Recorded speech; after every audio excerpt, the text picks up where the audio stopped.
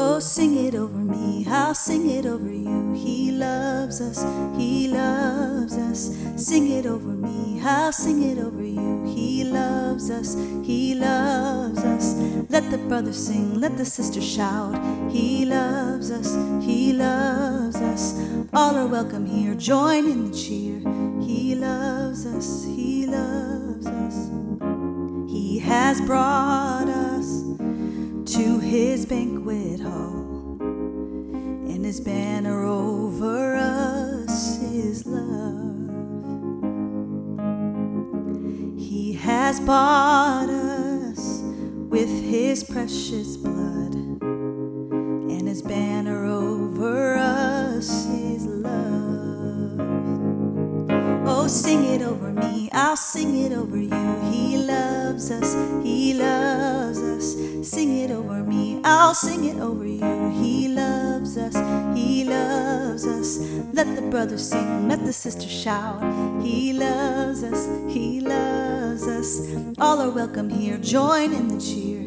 He loves us, he loves us. Greater love has no man ever shown, when he gave his love for all of us.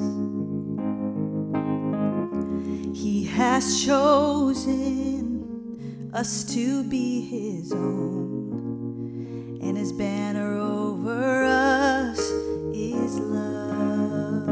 It's over me, it's over you, it's over us. Never ending love. It's over me, it's over you, yes, it's over us. Never ending love.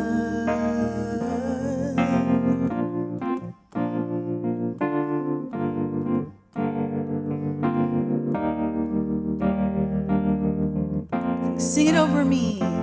Oh, I'll sing it over me, I'll sing it over you. He loves us, he loves us. Sing it over me, I'll sing it over you. He loves us, he loves us.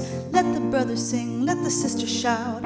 He loves us, he loves us. All are welcome here, join in the cheer. He loves us, he loves us, he loves us.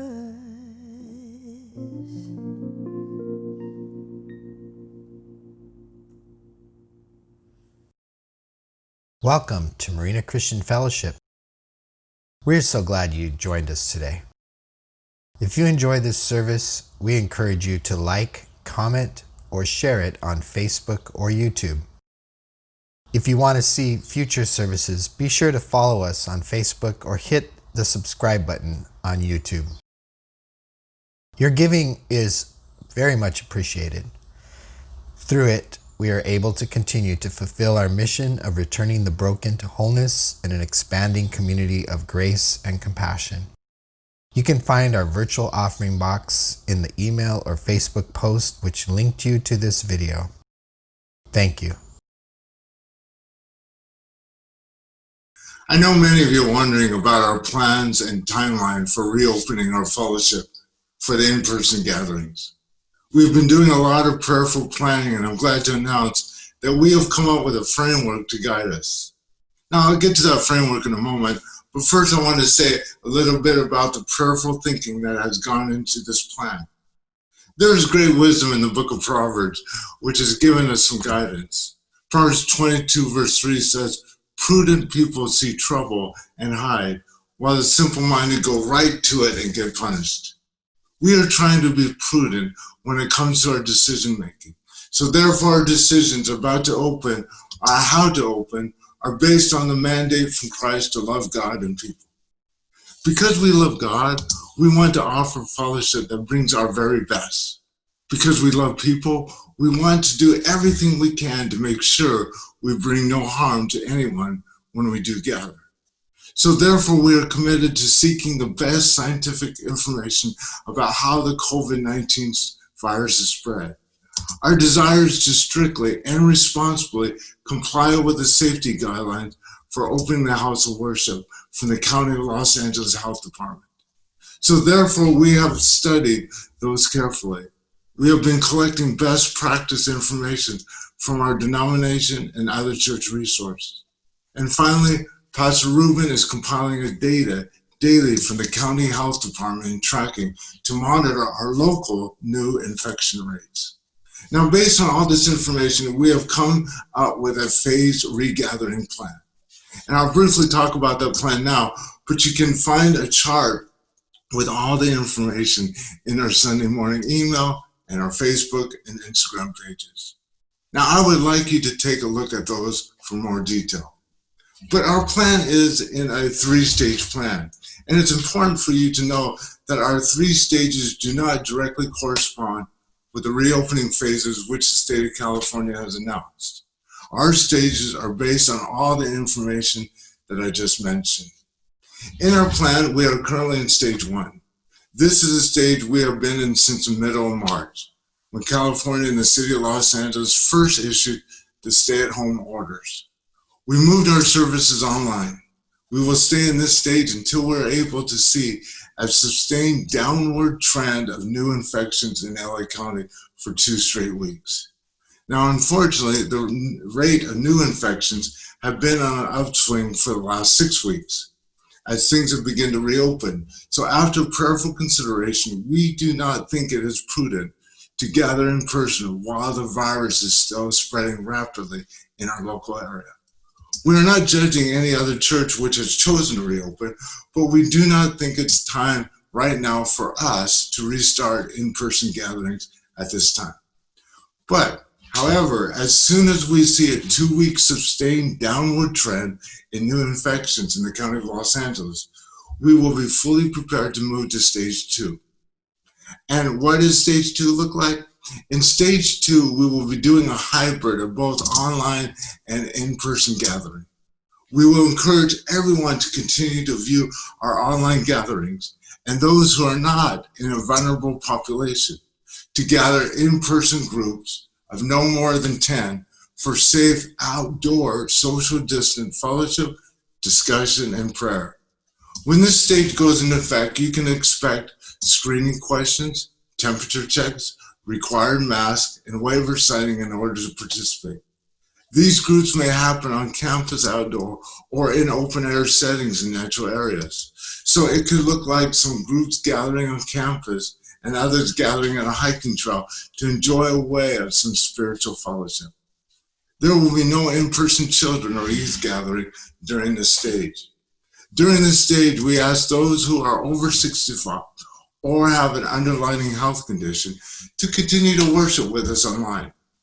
Now, once we move into stage 2 and we track the additional 2 weeks of sustained downward trend in the county's new infection rate, we will be fully prepared to move to stage 3 of our plan. In that stage, we will be able to accommodate larger indoor gatherings based on county protocols for houses of worship gatherings. Social distance will be more moderate, and those over 65 or underlying health condition can use discretion about whether or not to join us. Now, during this stage, we will continue an online presence for those who are not able to join us in person. This may be in a form of streaming our services live, then saving them online for later viewing. Stage 4 is not part of the plan we are releasing today. But that final stage will be when the pandemic is largely behind us and it is safe for everyone to gather in person. We believe that at this time, we will not be going back to our old normal, but that God has a better normal for our fellowship, which includes expanding our reach to those who are not in local area. So please help us pray about this as we seek God's wisdom. And finally, I would ask each of you to do your part to slow the spread of virus by practicing safety, like wearing masks in public or following the 6 feet apart guideline, especially as you return to work and business. If everyone takes personal responsibility to reduce the spread, we will begin to see the rates of new infections drop, and we will be able to safely begin to gather in person once again. The worst thing we can do right now is simply ignore the virus, pretending it has suddenly vanished when it has not. And I also ask you to pray for the scientists on the front lines of developing a vaccine and treatments for this disease. I believe they are doing God's work to fight this virus and the suffering and death it has caused so many.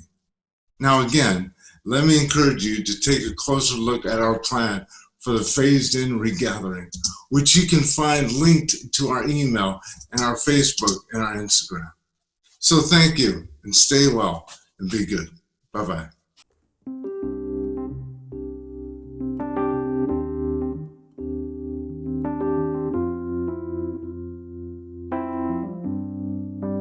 Sing over the mountains and the sea. Your river runs with love for me, and I will open up my heart and let the healer set me free.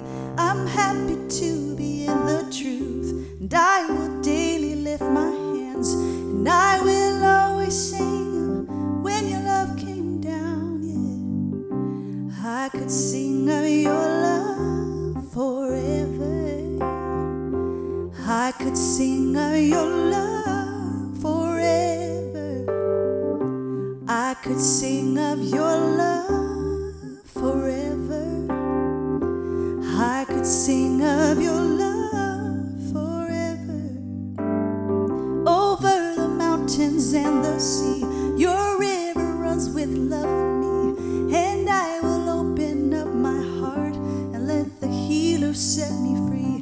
I'm happy to be in the truth, and I will daily lift my hands, for I will always sing of when your love came down. Oh, I could sing of your love forever. I could sing of your love forever. I could sing of your love forever. I could sing of your love. Oh, I feel like dancing. It's foolishness, I know. When the world has seen your light, they will dance with joy like we're dancing now. And I could sing of your love forever. I could sing of your love forever. Oh, I could sing of your love forever. I could sing of your love forever. I could sing of your love forever. I could sing of your love forever. I could sing of your love forever. I could sing of your love forever.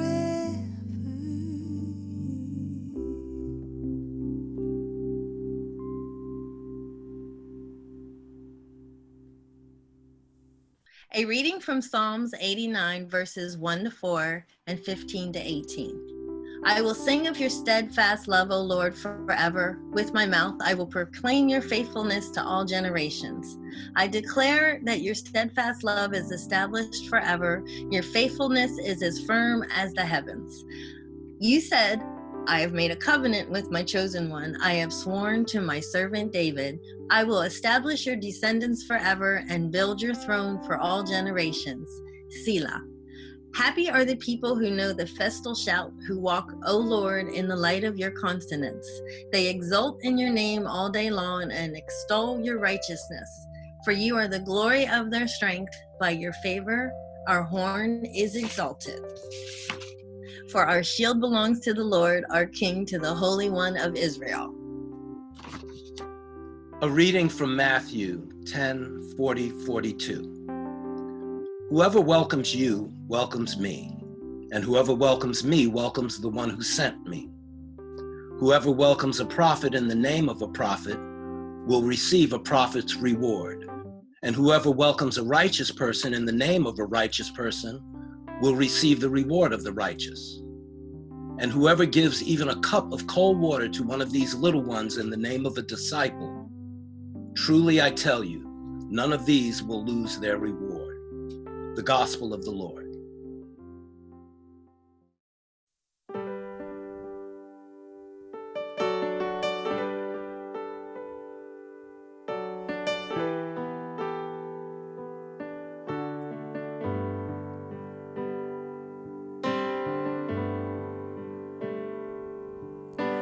Brothers, let us come together, walking in the Spirit. There's much to be done. We will come reaching out from our comforts. They will know us by our love. Sisters, we were made for kindness. We can pierce the darkness as He shines through us. We will come reaching with a song of healing, and they will know us by our love. The time is now. Come, church, arise. Love with His hands. See with His eyes. Bind it around you. Let it never leave you. And they will know us by our love.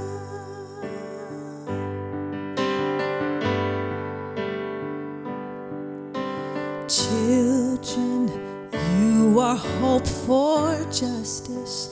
Stand firm in the truth now. Set your hearts above. You will be reaching long after we're gone. And they will know you by your love. And the time is now. Come, church, arise. Love with His hands. See with His eyes.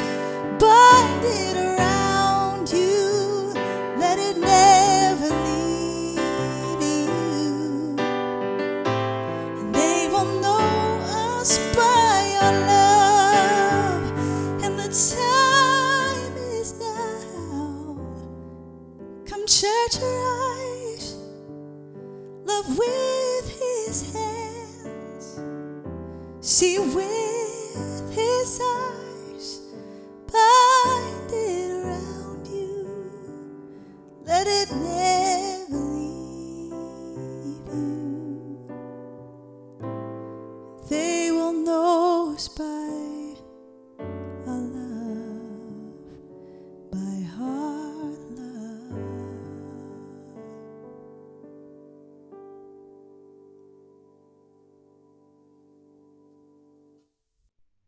Pastoring is not easy, because if you look at people that started pastoring in their early 20s like myself, the statistics are that you have a 1 to 3% chance of making it all the way to retirement. They say that 40% of all pastors in the last 3 months have considered quitting. And then the statistic was crazy that 70% of all pastors they say they struggle with extreme loneliness because of lack of personal friends. Now, I'm not telling you this so you can feel sorry for me. I've been very fortunate to have a long-term friendship with my friend Bob, in which I can completely be open and he understands because he was a pastor for many years as well. I bring this up because for me, I can relate to what Jesus was talking about in our gospel reading today. I think a lot of pastors feel alienated because they kind of feel this approval rating pressure and fear that the people who support them one week will withdraw that support if they speak the hard truth that some people don't like the next week. I've experienced that. I even had a person who once told my superintendent that I was a racist against my own race. The superintendent is my boss. So I know what it is to struggle with focusing too much on the haters who want to kill the messenger because they don't like the message. But if I'm focusing too much on the haters, I won't see the many who have open hearts for me. Even when they disagree with me or when I make a mistake, which believe me, I made a lot of them. But why is it so easy to focus on those who have closed minds and hearts rather than those who have open-hearted, welcoming, and have an attitude of no judgment, but only love? It seems that is what Jesus was getting at today's gospel reading from Matthew. But to fully understand it, we have to go back to what Jesus said before that, which is what I talked about in last week's sermon. In chapter 10 of Matthew, it's all about when Jesus gave the disciples his authority and told them to go out to do ministry in his name. But Jesus knew this would not always be safe. He knew that they would be confronting the evil powers of this world and that work to keep people in loveless oppression and bondage of all kinds. And as I said last week, Jesus told them to basically drag the truth out into the light. That's why he told his disciples that he was sending them out as sheep among wolves. And he tells them to be wise as serpents, but gentle as doves. But he also told them not to be afraid of the haters, even though the haters could seriously harm them. He comforted them by telling them that they were way more important to God than even the sparrows.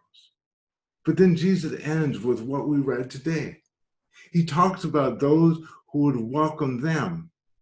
Jesus seems to be telling them to focus on those who will show them hospitality. Hospitality, I think, has to do with what I call being open-hearted. Jesus said this to his disciples as he sent them out. He said this, "Whoever welcomes you welcomes me, and whoever welcomes me welcomes the one who sent me." Now, when I read this, I asked myself why Jesus said this to his disciples. And I think it has to do with what he wanted them to focus on, more precisely, who to focus on. He tells them to focus on those who will warmly welcome them by showing them hospitality. And as I reflect a bit more on it, I thought about the difference between being open-minded and open-hearted. Now, let me get deep with you here. Open-mindedness tends to be strongly connected to open-heartedness. Those who are open-hearted seem past the surface level to see the heart of others. And when we can see the deepest levels of the heart, we see that everyone's heart is the same. And at the deepest level, each heart is the seat of basic human dignity, because it is where the image of God lies in each person. To be able to see at this level is to see with no judgment, only love. The problem is that all of us deal with sin damage to our heart. This sin damage causes us to hide our true heart. We hide our true self. And the layer of protection we put over our vulnerable true heart causes us to see ourselves and others in very distorted ways. We start to see each other as a threat, and therefore we start to play the typical sinful attack, defend, and run and hide games. we do what Brene Brown calls armoring up. And when we armor up, we start to become hard-hearted. We become closed-hearted. See, look on the screen. Closed-hearted people become closed-minded people. Closed-minded people will only show hospitality to those who validate and agree with them. On the other hand, I have found that open-hearted people look first for what they have in common with me. They may disagree with me on a lot of things, but they don't close their heart to me. In fact, they tend not to be very interested in my opinions, my theology, let alone my political positions. They're interested in me and my story. And you can sense when you are around an open-hearted person because you don't feel like they are testing you or judging you. I find it very interesting that as I read the stories of Jesus in the gospel, he was completely open-hearted. He was not threatened or defensive. But the other interesting thing I see in these same stories on how closed-hearted and closed-minded the religious leaders were. They were always trying to test Jesus to see where he stood on politics and theology. So you have to ask the question, why? And I've come out because they wanted to find reasons to dismiss and to discredit him. Jesus had to deal with haters pretty much every day of his life. Although he remained completely open-hearted towards them, Jesus showed us clearly how to deal with people who are closed-minded and closed-hearted. In fact, earlier in this chapter of Matthew, Jesus says this, and it's something pretty telling. When you go into a house and say peace, if the house is worthy, give it your blessing of peace. But if the house isn't worthy, take back your blessing. If anyone refuses to welcome you or listen to your words, shake the dust off your feet as you leave the house or city. I assure you that it will be more bearable for the land of Sodom and Gomorrah on the judgment day than it will be for that city. That was in Matthew chapter 10. Jesus seems to be saying, whenever you enter a new situation with new people, always have an open-hearted posture towards them. Give them an open-hearted greeting of peace. But then he talks about their response as either worthy or unworthy. And what does that mean?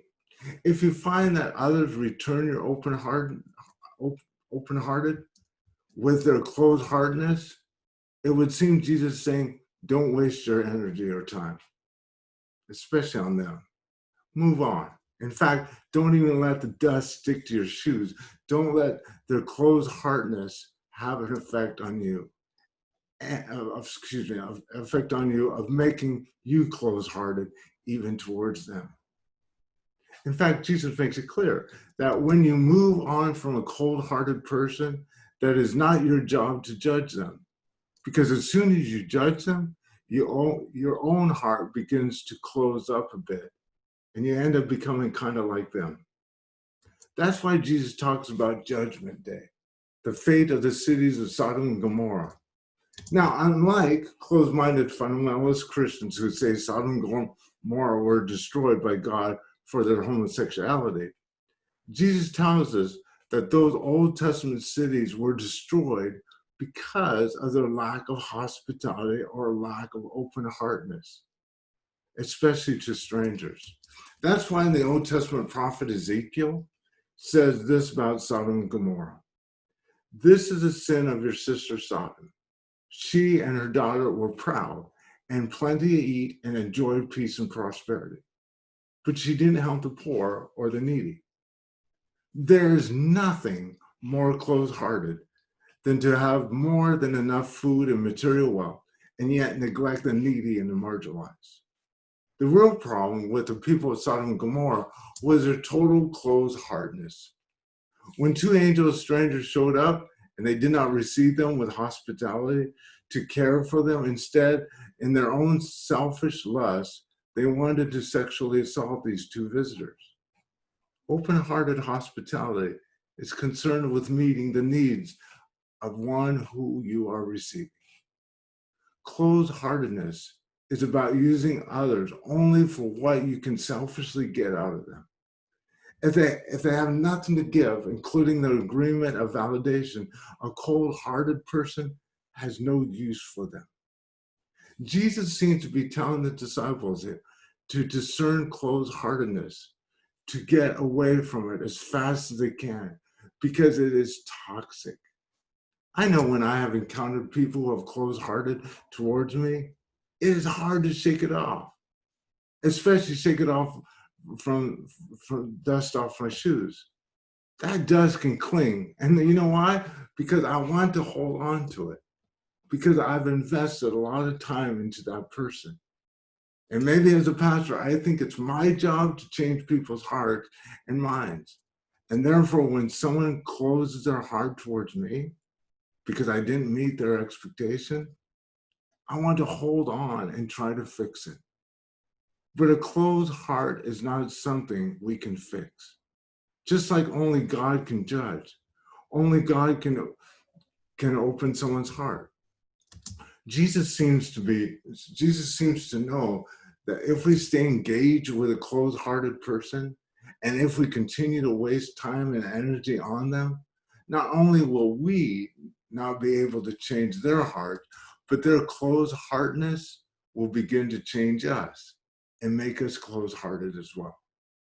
So Jesus' wisdom to shake off the dust and move on is good wisdom. That's why he tells us to withdraw our blessing on them. It's not that Jesus is telling us to literally punish them by taking something away from them that we've offered. I think he's telling us that it is a waste of time and energy to keep trying to offer blessing a person that doesn't want. So just move on, shake off their negativity, and move on in search for open-hearted people who will welcome you into their lives and hearts. Then Jesus said something really interesting, and I want you to check it out. And whoever gives even a cup of cold water to one of these little ones in the name of his disciples, truly I tell you, none of these will lose a reward. Now here's Jesus switches from saying in my name to in the name of disciple. Now think of this. I think what he is saying is that open-heartedness is contagious. The problem with too many Christians these days is they don't approach people with open hearts. They approach them with a closed mind and closed heart, which says, let me tell you all the ways you are a sinner and need to get saved. That is not meeting a person with peace. That is meeting them with a closed heart of judgment. And when we come to people with closed hearts, guess what? They close their hearts too. But true disciples or followers of Jesus are like Jesus. Jesus was open-hearted. So if we are open-hearted and meet people where they are and not where we think they need to be before we can open our hearts to them, guess what? Their hearts begin to be open too. And here we see an example of a cup of cold water, which is this incredible example of meeting someone's basic needs. So as followers of Jesus, we are called to demonstrate open-heartedness and hospitality, even to those who go to and those we hope to receive open-heartedness and hospitality from. Being open-hearted is the mark of a disciple, a mark of a follower of Christ. Open-heartedness tends to create open-heartedness, and open-heartedness brings us into an open heart of Christ. That is how disciples are made. So how can our hearts be open? When we experience the open-heartedness of God through Christ, our hearts begin to open up. It's God's kindness that causes us to change our hearts and minds.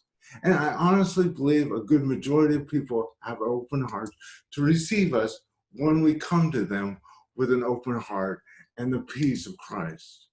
That's the good news. So let's keep focused on those people.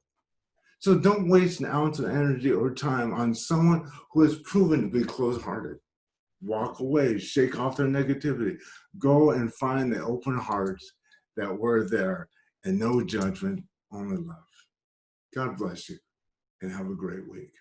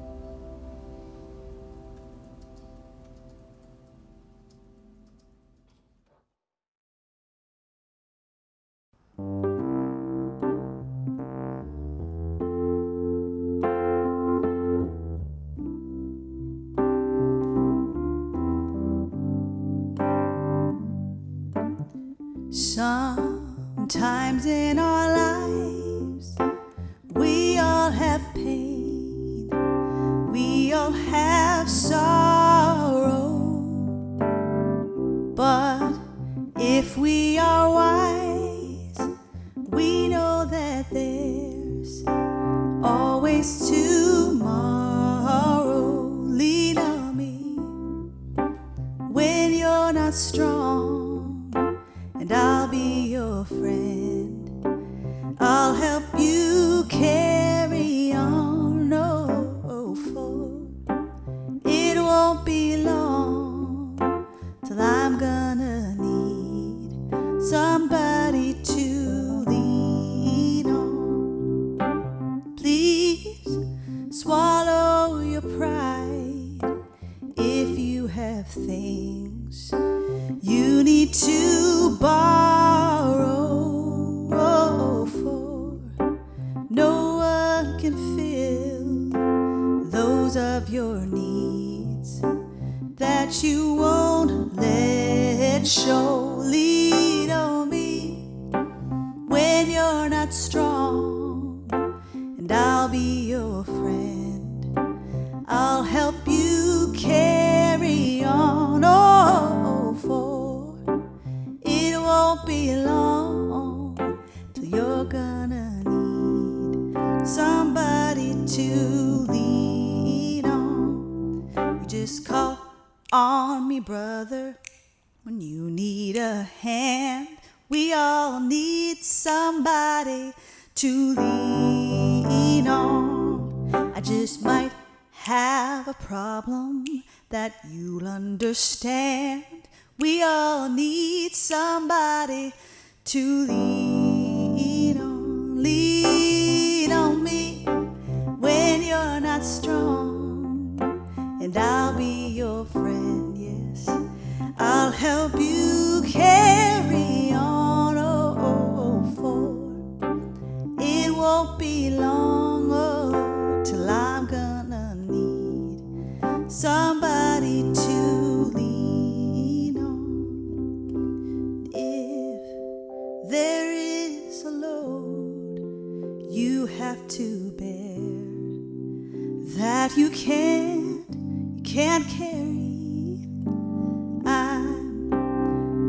up the road, and I'll share your load if you just call me, oh, call me. Lean on me when you're not strong, and I'll be your friend. I'll help you carry on, for it won't be long, till I'm gonna need somebody to lean on. Call me, oh yes, call me, call me, oh, call me.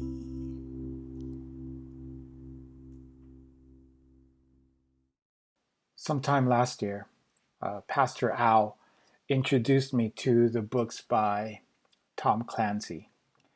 And since one of my favorite movies is The Hunt for Red October, um, reading Tom Clancy's books was a natural. And of course, I got hooked.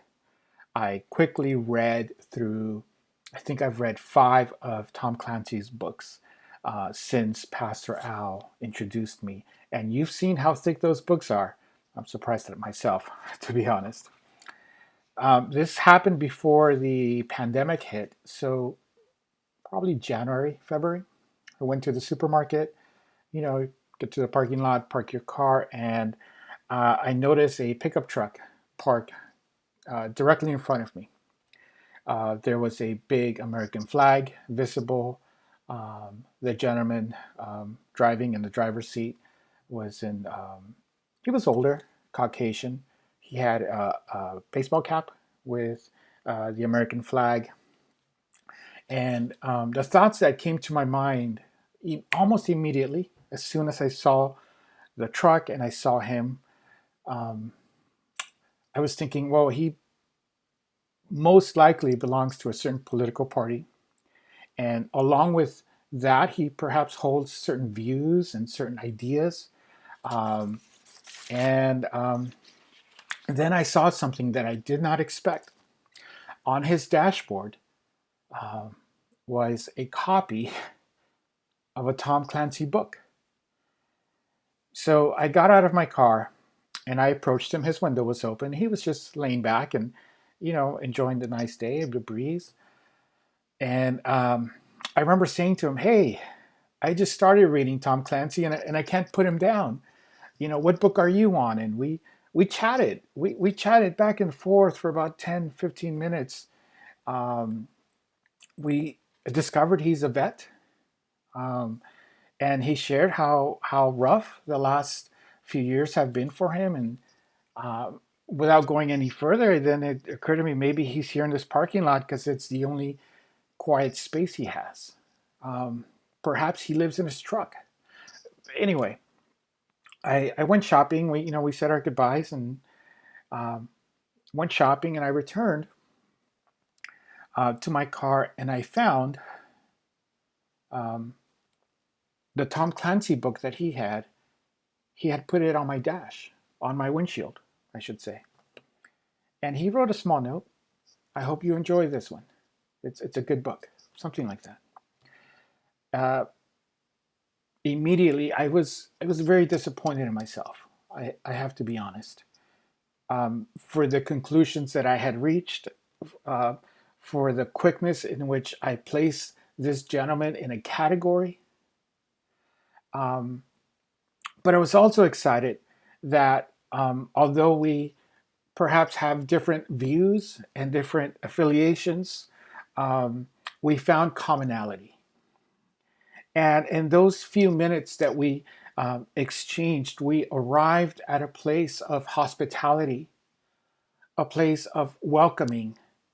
And here I go again.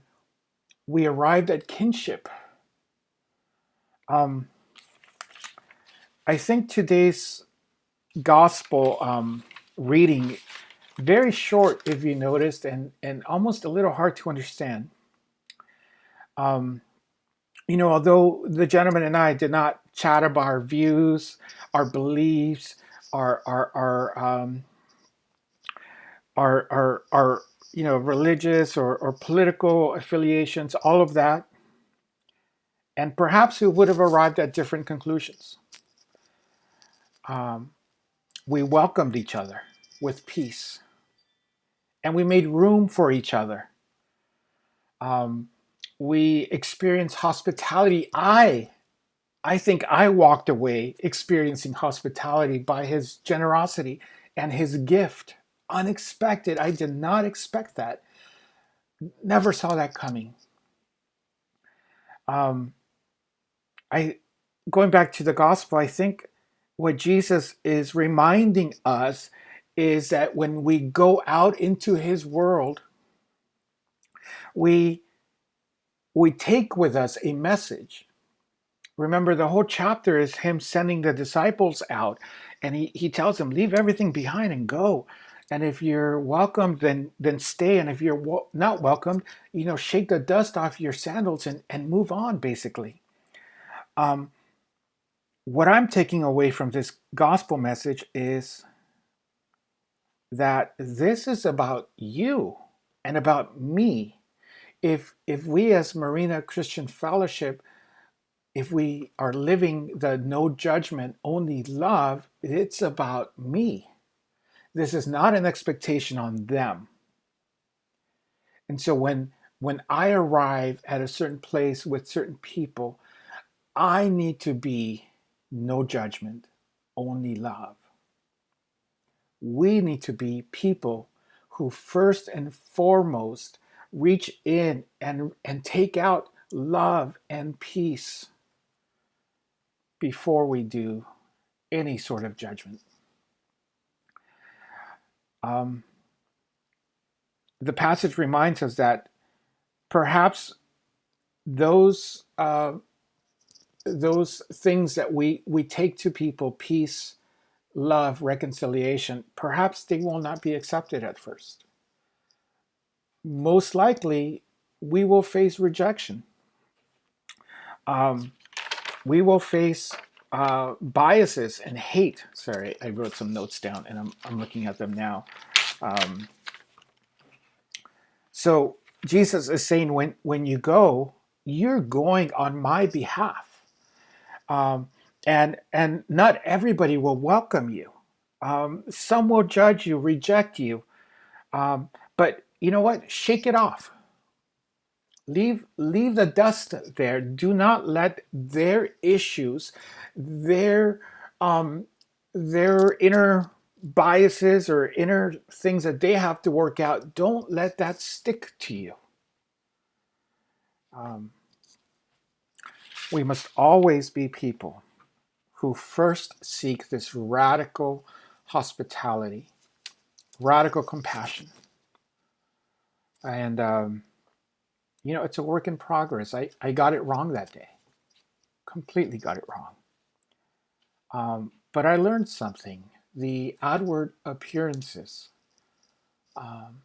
this dualism that we're always trying to put people in a category. That's got to be torn down.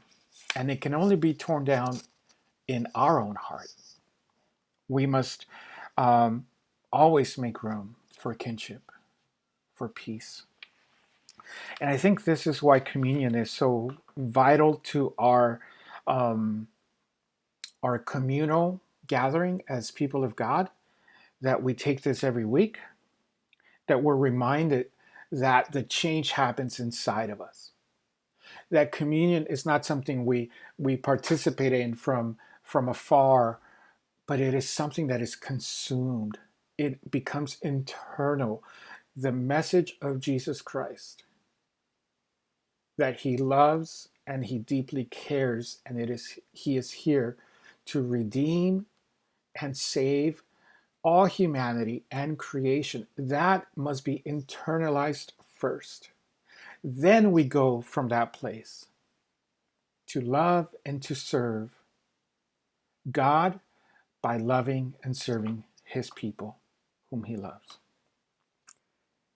So go to bless everyone. Go full of the Holy Spirit, full of peace, love, and joy. Go in the name of the Father, and of the Son, and of the Holy Spirit. Amen. Lean on me when you're not strong, and I'll be your friend. I'll help you carry